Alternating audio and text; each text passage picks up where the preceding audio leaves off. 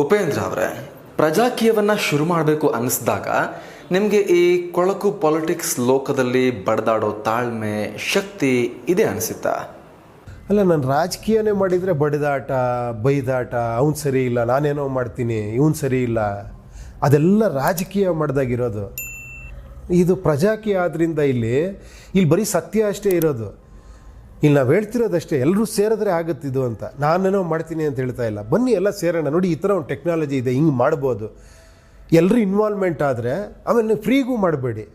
ಏನು ಹೇಳಿ, ನೀವು ದುಡ್ಡು ಇಸ್ಕೊಳ್ಳಿ, ಇದೊಂದು ಕೆಲಸ, ಸಂಬಳ ಇಸ್ಕೊಂಡು ಕೆಲಸ ಮಾಡಿ. ನೀವು ದುಡ್ಡು ಜಾಸ್ತಿ ಇನ್ವೆಸ್ಟ್ ಮಾಡಿದಾಗ ಏನಾಗುತ್ತೆ, ನೀವು ಸಂಬಳ ಕೆಲಸ ಮಾಡೋಕ್ಕಾಗಲ್ಲ. ಯಾಕಂದರೆ 10 ಕೋಟಿ ಹಾಕ್ಬಿಟ್ಟು 2 ಲಕ್ಷ ಕೆಲಸ ಮಾಡೋಕ್ಕೆ ಸಾಧ್ಯನಾ ಮಂತ್ಲಿ? ಅಲ್ವಾ? 10 ಕೋಟಿ ಬ್ಯಾಂಕಲ್ಲಿ ಇಟ್ಟರೆ ಬಂದ್ಬಿಡುತ್ತೆ ನಿಮ್ಗೆ ಅಷ್ಟು ಇಂಟ್ರೆಸ್ಟ್. ಸೊ ಅವಾಗೇನಾಗುತ್ತೆ, ನಿಮಗೆ 100 ಕೋಟಿ ಮಾಡೋಕ್ಕೆ ಹೊರಡ್ತೀರಾ, ಅಥವಾ ಅದೊಂದು ಬಿಸ್ನೆಸ್ ವ್ಯೂಹ ಆಗೋಗ್ಬಿಡುತ್ತೆ. ಸೊ ಅದನ್ನೇ ಹೇಳ್ತೀರ ನೀವು. ಅದನ್ನು ಚೈನ್ ಕಟ್ ಮಾಡಬೇಕಾದ ಯಾರು ಅಂದರೆ ಮತ್ತೆ ಜನಗಳೇ ಕಟ್ ಮಾಡಬೇಕು ಅದನ್ನು. ಈ 4 ವರ್ಷಗಳ ನಂತರ ಉಪೇಂದ್ರ ಅವರಿಗೆ ಪಾಲಿಟಿಕ್ಸ್ನ ಆಳ ಅರಿವು ಅರ್ಥ ಆಗಿದೆಯಾ? ಆತ್ಮವಿಶ್ವಾಸ ಹೆಚ್ಚಾಗಿದೆಯಾ, ಡೌನ್ ಆಗಿದೆಯಾ?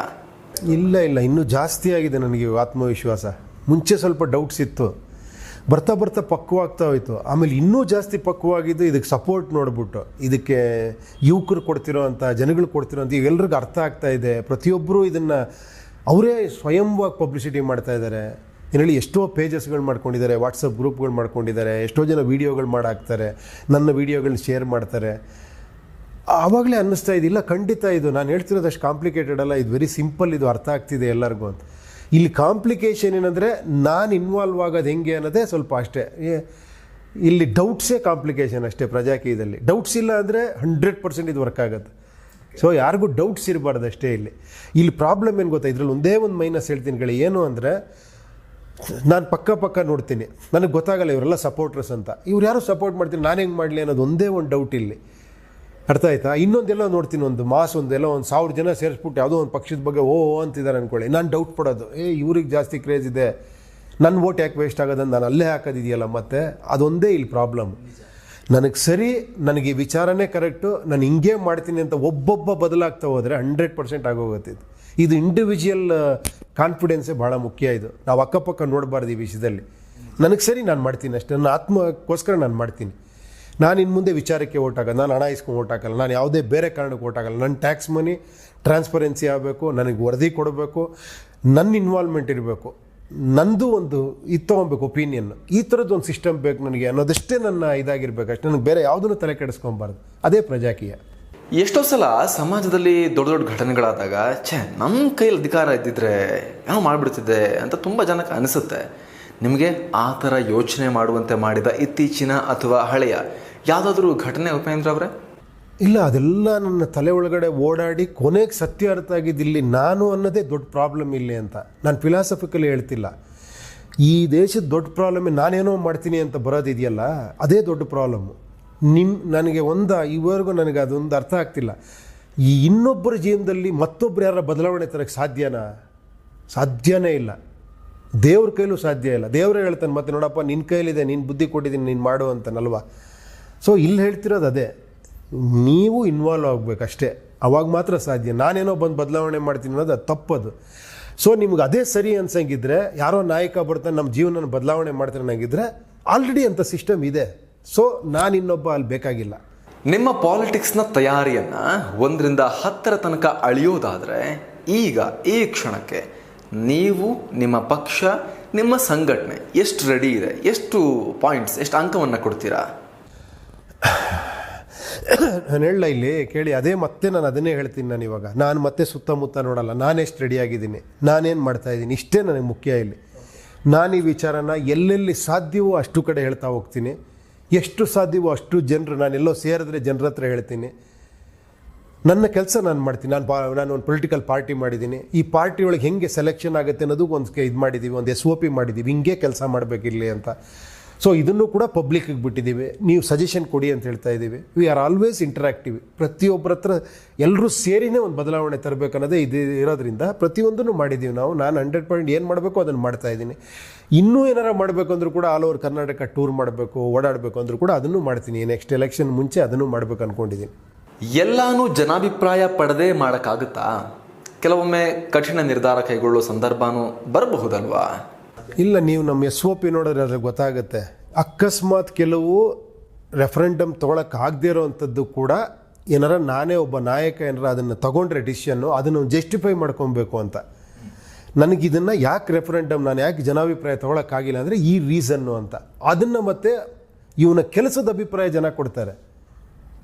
ಇವಾಗ ನಾನೊಂದು ಒಪಿನಿಯನ್ ತೊಗೊಳ್ದೆ, ಒಂದು ಡಿಸಿಷನ್ ತೊಗೊಂಡೆ, ನೆಕ್ಸ್ಟು ನನ್ನ ನೀವು ಮತ್ತೆ ಜಡ್ಜ್ ಮಾಡ್ಬೋದು. ಎಗೈನ್ ನಿಮ್ಮ ಕೈಲಿರುತ್ತೆ ನನ್ನ ಇದು. ಇಲ್ಲ ನೀವು ತೊಗೊಂಡಿದ್ದು ಕರೆಕ್ಟು ಅಂದರೆ ನೀವು ನನ್ನ ಕಂಟಿನ್ಯೂ ಮಾಡಿಸ್ಬೋದು, ಇಲ್ಲ ಅಂದರೆ ಇಲ್ಲ ನೀನು ಕರೆಕ್ಟ್ ಅಲ್ಲ ಅಂತ ಜನಕ್ಕೊಂದು ಮತ್ತೆ ಅಲ್ಲೊಂದು ಅವಕಾಶನೇ ಇರಬೇಕು ಜನಕ್ಕೆ. So again it is a ಜನಾಭಿಪ್ರಾಯನೇ ಆಗುತ್ತೆ. But you can take some decision without referendum. Prajaakeeya practically impossible ಅನ್ನೋ ಅಳುಕು ಯಾವತ್ತಾದರೂ ನಿಮಗೆ ಕಾಡಿತ್ತಾ? ಇಲ್ಲ, ಅಳಕಿದ್ದರೆ ನಾನು ಮಾಡ್ತಾನೇ ಇರಲಿಲ್ಲ. ಒಂದೇ ಒಂದು ಸಾಸಿವೆ ಅಷ್ಟು ನನಗೆ ಅಳಕಿಲ್ಲ. ಯಾಕಂದರೆ ನನಗೆ ಎಲ್ಲಿ ಅಳಕು ಬರುತ್ತೆ ಅಂದರೆ, ನಾನಿವಾಗ ಇದ್ರೊಳಗೇನೋ ತಪ್ಪಿತ್ತು ಅಂದ್ಕೊಳ್ಳಿ, ಅಳಕು ಬರಬೇಕು. ಇದು ಆಗುತ್ತೆ ಆಗಲ್ಲ ಅನ್ನೋದು ನಾನು ಕೇಳ್ತಾ ಇಲ್ಲ, ನನಗದು ಬೇಕು ಆಗಿಲ್ಲ. ನಾವು ಮಾಡ್ತಿರೋದು ಕರೆಕ್ಟಾ ಅಷ್ಟೇ. ಇವಾಗ ಸಿನಿಮಾ ಮಾಡ್ದಂಗೆ ನನಗೆ ಈ ಸಬ್ಜೆಕ್ಟ್ ಇಷ್ಟ ಆಗಿದೆ ಅಷ್ಟೇ, ಇದು ಓಡುತ್ತೋ ಬಿಡುತ್ತೋ ನಾನು ಸಿನಿಮಾನೇ ಮಾಡಲ್ಲ. ನನಗಿದು ಇಷ್ಟ, ನಾನು ಮಾಡಬೇಕಷ್ಟೇ ಅಲ್ವಾ? ಅರ್ಥ ಆಯ್ತಾ? ಇವಾಗ ನಿಮಗೆ ಇಷ್ಟ ಅಂದಮೇಲೆ ತುಂಬ ಜನ ಹೇಳ್ತಾರೆ, ಸರ್ ನೀವು ಹೇಳೋದೆಲ್ಲ ಕರೆಕ್ಟ್ ಸರ್, ಆದರೆ ಅಂತಾರೆ. ಆದರೆ ಅದು ಏನು ಆದರೆ ಅದು ಅಲ್ಲ, ಜನ ಮತ್ತಾರು, ಯಾರು ಜನ? ನೀವೇ ಅಲ್ವಾ? ಅಲ್ಲ ನಾನೊಬ್ಬ, ನೀವೊಬ್ಬರೇ ಇಂಪಾರ್ಟೆಂಟು. ನಾನೊಬ್ಬ ಮಾಡ್ರಾಗುತ್ತಾ? ನೀವೊಬ್ಬರು ಮಾಡ್ರೆ ಆಗೋದಿದು. ಉಪೇಂದ್ರ ಅವರು ತಮ್ಮ ಪ್ರಜಾಕೀಯ ಸಿದ್ಧಾಂತವನ್ನು ಜನ ಆ ಸಿದ್ಧಾಂತನ ಅವರಾಗೆ ಅರ್ಥ ಮಾಡಿಕೊಂಡು ಪ್ರಜಾಕಾರಣಿಗಳಾಗೋಕೆ ಏನಾದರೂ ಮಾಡ್ತಾರಾ? ಉಪೇಂದ್ರ ಅವರು ಏನಾದರೂ ಮಾಡ್ತಾರಾ? ಅಥವಾ ಜನರೇ ಅರ್ಥ ಮಾಡಿಕೊಂಡು ಅವರೇ ಮೆಚೂರ್ ಆಗಲಿ ಅಂತ ಕಾಯ್ತಾರಂದರೆ ಎಷ್ಟು ವರ್ಷ ಅಂತ ಕಾಯ್ತಾರೆ? ಅಲ್ಲ, ಜನ ಮೆಚೂರ್ಡ್ ಆಗಿದ್ದಾರೆ ಅಂತ ಹೇಳೋದು. ನಾವು ಯಾಕೆ ಮೆಚೂರ್ಡ್ ಆಗಿಲ್ಲ? ಜನಕ್ಕೆ ಬುದ್ಧಿ ಇಲ್ಲ, ಜನಕ್ಕೆ ವಿಚಾರವಂತರಲ್ಲ. ನಾವು ಈ ಥರ ಹೇಳಿ ಹೇಳಿ ಮೈಂಡ್ಸೆಟ್ ನಾವು ಹಂಗೆ ಮಾಡಿಟ್ಬಿಟ್ಟಿದ್ದೀವಿ. ನಾನು ಎಲ್ಲೋ ಒಂದು ಕಡೆ ಹೇಳಿದೆ ಗೊತ್ತಾ, ರಾಜಕೀಯ ಮೋಸ್ಟ್ ಸಕ್ಸಸ್ಫುಲ್ ಆಗಿರೋದು ಎಲ್ಲಿ ಅಂದರೆ, ಜನರೇ ಸರಿ ಇಲ್ಲ ಅಂತ ಜನರೇ ಮಾತಾಡ್ಕೊಳ್ಳೋ ಥರ ಮಾಡಿರೋದೇ ರಾಜಕೀಯದ ಒಂದು ಪ್ಲಸ್ ಪಾಯಿಂಟು ಅಲ್ವಾ? ನಾನು ಹೇಳ್ತಿರೋದಿಲ್ಲಿ, ನೀವು ಸಾಮಾನ್ಯ ಜನ ಅಂತೀರಾ, ನಮ್ಮ ಪ್ರಜಾಕೀಯದ ನಾವು ಅಸಾಮಾನ್ಯರು ಅಂತೀವಿ. ನೀವು ಅವ್ರನ್ನ ನಾಯಕ ಅಂತೀರ, ನೀವು ಇಲ್ಲಿ. ನಾವು ಹೇಳೋದು ಇವನು ಕೆಲಸಗಾರ ಅಷ್ಟೇ. ನಾಯಕರು ಯಾವತ್ತಿದ್ರು ಜನಗಳೇ ಪ್ರಜಾಪ್ರಭುತ್ವದಲ್ಲಿ. ಅವ್ರ ಕೈಲೇ ಅವನಿರಬೇಕು, ಅವ್ನು ಕೇಳೋದ ಕೆಲಸನೇ ಮಾಡಬೇಕು ಅವರು. ನಾಳೆ ನೀವು ಸರಿ ಇಲ್ಲ ಅಂದರೆ ಅವ್ರು ಕೆಳಗಿಳಿಸುವಂಥ ರೈಟ್ ಸಿಗ್ಬೇಕು ಜನಕ್ಕೆ. ಹೆಂಗೆ ಸಾಧ್ಯ? ಮತ್ತೆ ಎಲೆಕ್ಷನ್ ಮಾಡೋಕ್ಕೆ ಸಾಧ್ಯನಾ? ಒಂದೆರಡು ಎಲೆಕ್ಷನ್ ಆಗಲಿ ಪರವಾಗಿಲ್ಲ. ಏನು ಎಲೆಕ್ಷನ್ ಕೋಟ್ಯಾಂತರ ರೂಪಾಯಿ ಹೆಂಗೆ ಖರ್ಚಾಗುತ್ತೆ? ನೀವು ಖರ್ಚು ಮಾಡ್ರೆ ಆಗುತ್ತೆ, ಇಲ್ಲಾಂದ್ರೆ ಏನಕ್ಕೆ ಖರ್ಚಾಗುತ್ತೆ? ಹೆಂಗೆ ಹೊರೆ ಆಗುತ್ತೆ? ನಾನೆಲ್ಲೋ ಒಂದು ಕಡೆನೂ ಒಂದು ಯಾವುದೋ ಇಂಟರ್ವ್ಯೂ ಹೇಳಿದ್ದೆ, ಆ ಥರ ಎಲೆಕ್ಷನ್ ಕಮಿಷನ್ನೇ ಡಿಸೈಡ್ ಮಾಡಬೇಕು ಇದನ್ನು. ಓಕೆ, ಗೌರ್ಮೆಂಟ್ ಫಂಡೆಡ್ ಎಲೆಕ್ಷನ್ಗಳೇ ಆಗಬೇಕು. ಇರಲಿ, ಜನ ಇಷ್ಟೇ ಟ್ಯಾಕ್ಸ್ ದುಡ್ಡು ಹೋಗ್ತಾ ಇದೆ, ಮೂಲವಾದ ಎಲೆಕ್ಷನ್ಗೆ ಯಾಕೆ ನಮ್ಮ ಟ್ಯಾಕ್ಸ್ ಮನಿ ಯೂಸ್ ಮಾಡಬಾರ್ದು? ಯೂಸ್ ಮಾಡಿ, ಒಂದು ಪ್ಲ್ಯಾಟ್ಫಾರ್ಮ್ ಕೊಡಿ ಎಲ್ಲರಿಗೂ. ಯಾರೇ ಬರಲಿ ಅವರಿಗೂ ಅಭಿಪ್ರಾಯ ಹೇಳ್ಕೊಳ್ಳಿ, ಎಲ್ರಿಗೂ ಈಕ್ವಲ್ ಆಪರ್ಚುನಿಟಿ ಕೊಡಿ. ಜನ ಡಿಸೈಡ್ ಮಾಡ್ತಾರೆ ಯಾರಿಗೆ ಓಟ್ ಹಾಕಬೇಕು ಅಂತ. ಯಾಕೆ ಸಭೆ ಸಮಾರಂಭ ಯಾಕೆ ಮಾಡಬೇಕು? ಯಾಕೆ ಈ ಮಾಸ್ ಹಿಸ್ಟೀರಿಯಾ ಕ್ರಿಯೇಟ್ ಮಾಡಬೇಕು? ಯಾಕೆ ಮೀಡಿಯಾಗಳಲ್ಲಿ ಏನೋ ಹಣ ಖರ್ಚು ಮಾಡಿ, ಪೇಪರ್ಗಳಲ್ಲಿ ಖರ್ಚು ಮಾಡಿ, ಕೋಟ್ಯಾಂತರ ರೂಪಾಯಿ ಖರ್ಚು ಮಾಡಿ ನೀವು ಎಲೆಕ್ಷನ್ನು ಫಂಡ್ಗಳು, ಅವಾಗ ಹೆಂಗೆ ನೀವು ಪ್ರಜಾಪ್ರಭುತ್ವ ಹೆಂಗಾಗಕ್ಕೆ ಸಾಧ್ಯ ಅಲ್ವಾ? ಬರ್ನಿಂಗ್ ಇಶ್ಯೂಸ್ಗೆ ಉಪೇಂದ್ರ ಅವರು ಯಾವತ್ತೂ ಉತ್ತರವನ್ನು ಕೊಡಲ್ಲ, ಜನಗಳೇ ಡಿಸೈಡ್ ಮಾಡಬೇಕು ಅಂತ ಹೇಳ್ತಾರೆ. ಇದು ತುಂಬ ಡಿಫೆನ್ಸಿವ್ ಆಟ ಅನ್ಸಲ್ವಾ?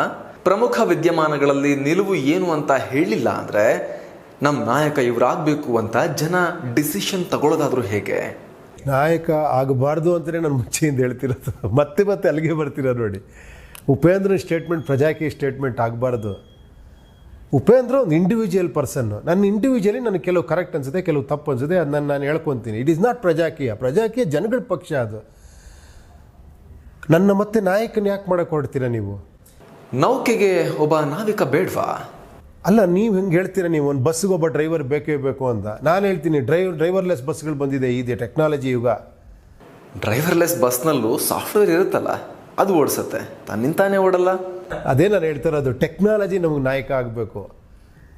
ಏನು ಹೇಳಿ, ಮನುಷ್ಯ ಆಗಬಾರ್ದು, ವಿಚಾರಗಳ ನಾಯಕ ಆಗಬೇಕು. ಭಗವದ್ಗೀತೆಯ ಅದರೊಳಗಿರೋವಂಥ ಸತ್ವ ನಮಗೆ ದೇವರಾಗಬೇಕು, ಬರೀ ಕೃಷ್ಣ ಅಲ್ಲ.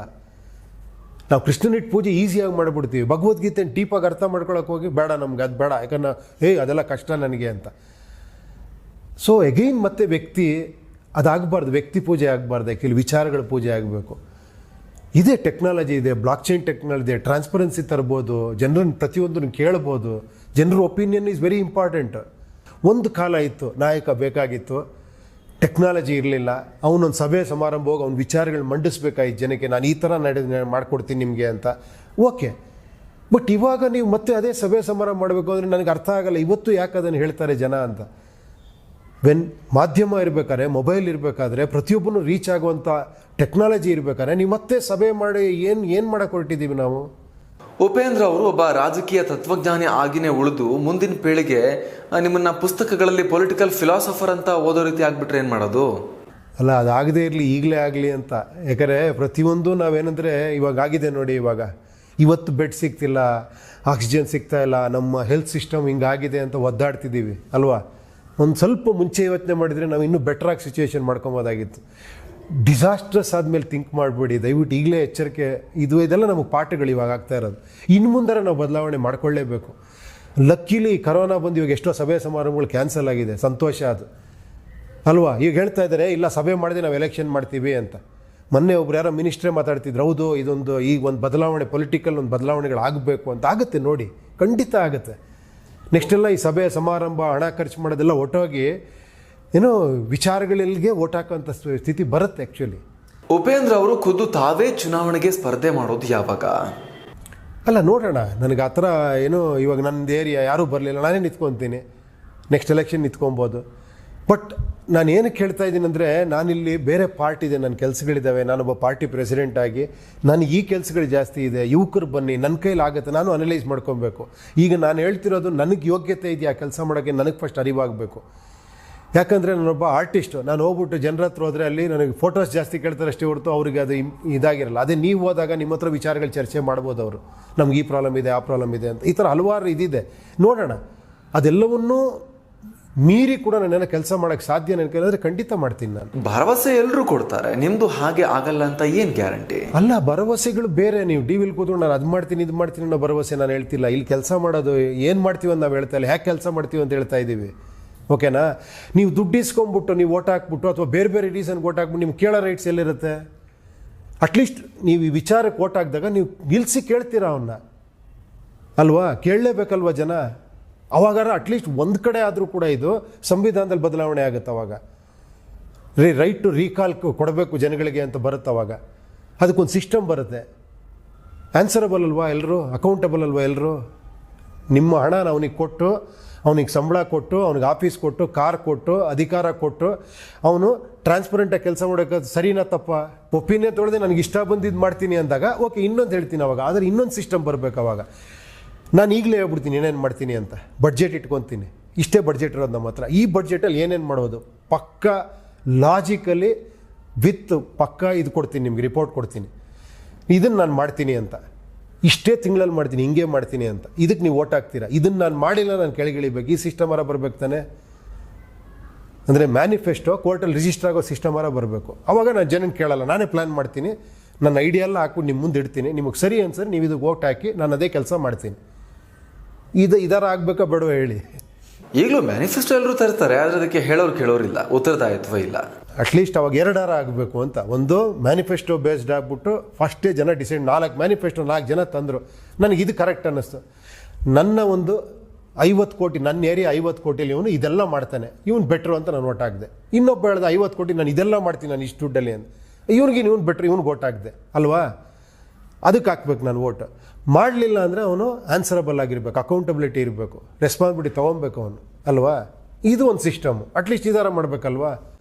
ಪ್ರಜಾಕೀಯದಲ್ಲಿ ಲೀಡರ್ಶಿಪ್ ಲೈನ್ನಲ್ಲಿ ನೋಡಿದ್ರೆ ನೀವು ಬಿಟ್ಟರೆ ಬೇರೆ ಯಾರೂ ಕಾಣದೇ ಇಲ್ಲ. ಟೀಮ್ ಉಪೇಂದ್ರ ಯಾವುದು ಅಂತ ರಾಜ್ಯದ ಜನಕ್ಕೆ ಗೊತ್ತೇ ಇಲ್ಲ. ಒಬ್ಬ ನಾಯಕನಿಗೆ ಒಂದು ಗಟ್ಟಿಮುಟ್ಟಾದ ಟೀಮ್ ಬೇಡವಾ? ನಿಮ್ಮ ಟೀಮ್ ಬಗ್ಗೆ ಹೇಳಿ. ಯಾಕೆ ಹಂಗಾಗಿ ನಾನೊಂದು ಹೇಳಿದ್ದು ಹೆಂಗೆ ಗೊತ್ತಾ? ಏನಂದರೆ ನಾವೆಲ್ಲ ಎಕ್ಸಾಂಪಲ್ಸ್ಗಳನ್ನೇ ಫಾಲೋ ಮಾಡ್ತೀವಿ. ಇದುವರೆಗೂ ನಾವು ನೋಡಿರೋದು ಲೀಡರ್ಸ್ಗಳನ್ನೇ, ಆಶ್ವಾಸನೆಗಳನ್ನೇ, ಸಭೆ ಸಮಾರಂಭಗಳನ್ನೇ. ನಮ್ಗೆ ಅದಿಲ್ಲ ಅಂದರೆ ಎಲೆಕ್ಷನ್ ಇಲ್ಲ ಅಂತ, ಲೀಡರ್ಸ್ ಇಲ್ಲ ಅಂದರೆ ನಮಗೆ ಯಾರೋ ಬೇಕಲ್ಲ ನಮಗೆ ಅಂತ. ಯಾಕೆ ಒಂದು ಚೂರು ಹಿಂಗೆ ಯೋಚನೆ ಮಾಡಿ ಯಾಕೆ ಆಗಲ್ಲ ಅಂತ ನಾನು ಹೇಳ್ತಿರೋದು. ಟೆಕ್ನಾಲಜಿ ಪ್ರಪಂಚ ಇದು. ಆ್ಯಕ್ಚುಲಿ ಗೂಗಲ್ ಅನ್ನೋದೊಂದು, ಇಂಟರ್ನೆಟ್ ಅನ್ನೋ ಒಂದು ವ್ಯವಸ್ಥೆ ಮುಂಚೆ ಯಾರು ಹೇಳಿದರೆ ನೀವು ನಂಬ್ತಿರ್ಲಿಲ್ಲ. ಇಡೀ ಪ್ರಪಂಚ ಒಂದು ನೆಟ್ವರ್ಕಲ್ಲಿ ಎಲ್ಲ ಸಿಗುತ್ತೆ ನಿನಗೆ. ಎವ್ರಿಥಿಂಗ್ ಯು ಗೆಟ್ ಅಂದರೆ ಹೆಂಗೆ ಸಾಧ್ಯ ಅಂತ. ನವ್ ಇಟ್ ಈಸ್ ಪ್ರಾಕ್ಟಿಕಲ್, ಪಾಸಿಬಲ್ ಅಲ್ವಾ? ಅಂದರೆ ನಾನೇನೋ ಒಂದು ಕಲ್ಪನಾ ಲೋಕ ಕೊಡ್ತೀನಿ ನಿಮ್ಗೆ, ಹಂಗಿರುತ್ತೆ ಹಿಂಗಿರುತ್ತೆ ಹಂಗಿರುತ್ತೆ ಹಿಂಗಿರುತ್ತೆ ಅಂತ. ನಾನು ಹೇಳೋದು ಸತ್ಯನೋ ಸುಳ್ಳು ಅನ್ನೋದೇ ನಿಮಗೆ ಗೊತ್ತಿರಲ್ಲ. ಇದುವರೆಗೂ ಅದೇ ಥರ ಆಗಿರೋದಲ್ವಾ, ಎಲ್ಲ ಹಂಗೆ ನಡ್ಕೊಂಬಂದಿರತ್ತಾನೆ. ನಾವು ಪ್ರತಿ ಸತಿ ಒಬ್ಬರು ನಂಬಿ ತಾನೇ ಮಾಡೋದು. ಅವ್ರನ್ನ ನೋಡಿದ್ವಿ, ಅವ್ರು ಸರಿ ಇಲ್ಲ, ಇವ್ರನ್ನ ನೋಡಿದ್ವಿ, ಇಲ್ಲ ರೀ ಇವ್ರಿಗಿಂತ ಅವ್ರು ಬೆಟ್ರು, ಯಾಕಂದ್ರೆ ಅವ್ನು ಬೈತಾ ಇರ್ತಾನೆ ಇವ್ರನ್ನ, ನೆಕ್ಸ್ಟ್ ಅವ್ನಿಗೆ ಓಟ್ ಹಾಕ್ತೀವಿ, ನೆಕ್ಸ್ಟ್ ಅವ್ನಿಗೆ ಇವನು ಬೈತಾ ಇರ್ತಾನೆ. ಇವಾಗ ನೀವು ನೋಡಿರ್ಬೋದು ಎಷ್ಟೋ ಸತಿ ಯಾವುದೋ ಪಕ್ಷದವರು ಪೆಟ್ರೋಲ್ ಏರಿಕೆ ಅಂತ ರೋಡಲ್ಲಿ ಕೂತಿರ್ತಾರೆ, ನೆಕ್ಸ್ಟ್ ಅವ್ರು ಬಂದ ಪೆಟ್ರೋಲ್ ಏರಿಸಿದಾಗ ಇವ್ರು ರೋಡಲ್ಲಿ ಕೂತಿರ್ತಾರೆ. ಯಾವ್ದು ಸರಿ, ಯಾರು ಕರೆಕ್ಟು? ಈ ದೇಶದ ಅತಿ ದೊಡ್ಡ ಶತ್ರು ಭ್ರಷ್ಟಾಚಾರ, ಎಲ್ಲ ಸಮಸ್ಯೆಗಳ ಮೂಲ. ಇದನ್ನು ತೊಲಗಿಸೋಕೆ ಏನು ಮಾಡಬೇಕು ಉಪೇಂದ್ರ ಅವರೇ? ಇಲ್ಲಿ ಒಳಗಡೆ ಕ್ಲೀನ್ ಮಾಡ್ಕೊಬೇಕು, ಇಲ್ಲಿ ಒಳಗಡೆ ಹೋಪ್ಸ್ ಬರಬೇಕು, ಇಲ್ಲಿ ಒಳಗಡೆ ಒಳ್ಳೆ ಡ್ರೀಮ್ ಇರಬೇಕು. ಅದಕ್ಕೋಸ್ಕರ ನಾವು ಕೆಲಸ ಮಾಡಬೇಕಷ್ಟೇ. ಭ್ರಷ್ಟಾಚಾರ ಹೊರಗಡೆ ಇಲ್ಲ, ಎಲ್ಲ ಒಳಗೇ ಇರೋದು. ನಾವು ಅಂತೀವಿ ಅವ್ನು ಭ್ರಷ್ಟ ಇವನು ಭ್ರಷ್ಟ, ನಾವೆಷ್ಟು ಕರೆಕ್ಟಾಗಿದ್ದೀವಿ ಹೇಳಿ? ಎಲ್ಲ ಅವ್ರನ್ನವ್ರು ವಿಚಾರಿಸ್ಕೊಳ್ಳಿ. ನಾನು ಪರ್ಫೆಕ್ಟ್ ಸರ್, ನಾನು ಏನಕ್ಕೆ ಓಟ್ ಹಾಕಿದೆ, ಏನು ವಿಚಾರ ಓಟ್ ಹಾಕಿದೆ ನೀನು? ಅಲ್ಲ, ಅದು ನಮ್ಮವ್ರವರು, ನಮ್ಮ ಜಾತಿಯವರು, ನಮ್ಮ ಧರ್ಮದವರು. ಅವನು ಒಂದು ಸತಿ ಅವನು ಅಧಿಕಾರ ಅನುಭವಿಸ್ಲಿ ಅಂತ ಓಟ್ ಹಾಕೋದು, ಈ ಥರ ಹೇಳೋರು ಇದ್ದಾರೆ. ನಾನು ಓಟೇ ಹಾಕಲ್ಲ ರೀ ಅಂತಾರೆ. ಅದು ಭ್ರಷ್ಟಾಚಾರ ಅಲ್ವಾ ಅದು? ನಾನು ಇಲ್ಲ ರೀ ನೋಟಾಗಿ ಹಾಕ್ಬಿಟ್ಟೆ ಅಂತಾರೆ. ನೋಟಾಗಿ ಹಾಕಿ ಏನು ಯೂಸು? ಮೋರ್ ದೆನ್ 50% ನೋಟಾಗಿ ಬಿದ್ದರೆ ಅಲ್ಲಿರೋ ಕ್ಯಾಂಡಿಡೇಟ್ಸ್ ಎಲ್ಲ ಕ್ವಾಲಿಫೈ ಆಗಬಾರ್ದು, ಅವರು ಮತ್ತೆ ಎಲೆಕ್ಷನ್ ನಿಲ್ಬಾರ್ದು. ಆ ಥರದ್ದೇನೋ ಒಂದು ಬೇಕಲ್ವಾ ಅದಕ್ಕೆ? ನಾವೇ ತಿಳ್ಕೊಳ್ಳಲ್ಲ. ಏನು ಹೇಳಿ, ನಾವು ಸುಮ್ಮನೆ ಎಲ್ಲರ ಬಗ್ಗೆ ಮಾತಾಡ್ತಾ ಇರ್ತೀವಿ ನಾವು. ಅತ್ಯಾಚಾರ ಅಪರಾಧಗಳಿಗೆ ಕೈಕಾಲು ತೆಗೆಯೋ ಕಠಿಣ ಕಾನೂನುಗಳು ಬೇಕಾ, ಅಥವಾ ಜನರೇ ಬದಲಾಗಬೇಕು ಅಂತೀರಾ? ಇಲ್ಲ, ಕಾನೂನು ಸ್ಟ್ರಿಕ್ಟ್ ಇರಬೇಕು, ಕರೆಕ್ಟು.